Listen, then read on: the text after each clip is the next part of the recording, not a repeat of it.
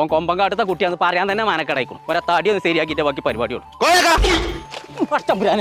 പേടിപ്പിച്ചാല് ഇത് വെറുതെ വന്നു. നിങ്ങൾ അങ്ങോട്ടാ പോണു? ആ ഞാനേ കുഞ്ഞാപ്പൂവിന്റെ തടിയൊക്കെ ഒന്ന് പുഷ്ടിപ്പെടുത്തണം. അപ്പൊ കുറച്ച് ആട്ടർച്ചി വാങ്ങാൻ വേണ്ടി പോവാണ്. നിങ്ങൾക്ക് തലക്ക് സുഖല്ലേ? ഓനാ താക്കത്ത് വാങ്ങി കൊടുത്തൂടെ? അപ്പൊ താക്കത്തില്ലായിട്ട് തന്നെയല്ലേ ഓനെ ഈ ആട്ടർച്ചി വാങ്ങിക്കൊടുക്കാൻ പോണത്. അനക്ക് തിന്നും മതം കുത്തിങ്ങനെ നടക്കല്ലേ? എന്റെ ചെറുക്ക ഇന്നും ഇങ്ങനെ കോല് മാറി നടക്കണം. ഇയാൾ ഈ ലോകത്തൊന്നല്ലേ താക്കത്ത് എന്നുള്ള ആട്ടിലേക്ക് ഇറങ്ങിയൊന്നും ഇയാൾ അറിഞ്ഞിട്ടില്ലേ? എത്ര വേണ്ട? ഒരു 5 കിലോ എടുത്തോ. ആ ചെറുക്കനെ തടി നിന്നിട്ട് ഉസാറാണെങ്കിൽ നിങ്ങൾ ഒന്നരാട ആട്ടടിച്ചോണ്ട് ഒരു കുഞ്ഞാപ്പൂരെ തടി തന്നില്ല.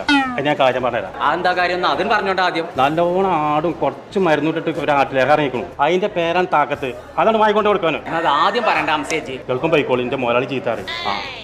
എന്താ കോയാക്ക സാധനം വാങ്ങാതെ പോയി? അയാൾ ബോട്ടിക്കാൻ നിൽക്കണേ. ബോട്ടി വലിക്കുന്നില്ല, പോവാൻ പറയാം. നാസറേ ഒന്ന് നിന്നാ.